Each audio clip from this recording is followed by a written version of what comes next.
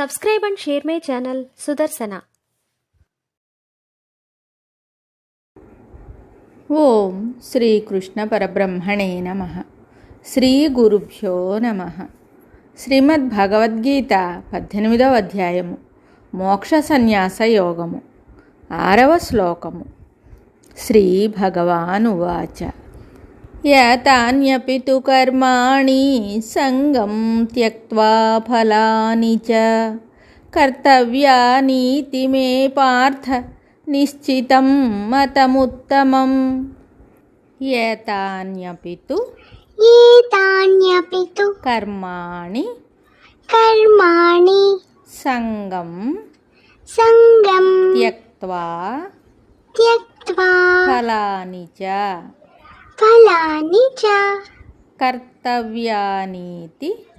కర్తవ్యానీతి మే పార్థ నిశ్చితం మతముత్తమం. ఏతాన్యపి తు కర్మాణి సంగం త్యక్త్వా ఫలాని చ కర్తవ్యానీతి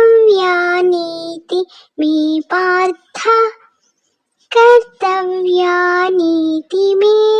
పార్థ నిశ్చితం మతముత్తమం. ఈ శ్లోకమునకు భావము భగవానుడు చెప్తున్నాడు, ఓ అర్జున, ఈ యజ్ఞదాన తపకర్మలను కూడా ఆసక్తిని ఫలములను విడిచే చేయవలనని నా యొక్క నిశ్చితమగు ఉత్తమాభిప్రాయము. క్రిందటి శ్లోకమునందు యజ్ఞదాన తపములను తప్పక చేయవలనని చెప్పబడింది.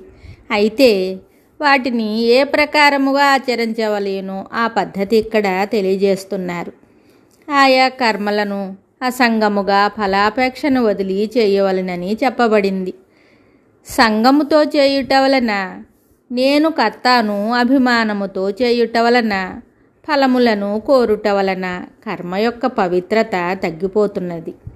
కర్మలో దోషము లేదు, కానీ దాన్ని సంగముతో కర్తృత్వాభిమానముతో చేయుటచే దోషం ఏర్పడుతోంది.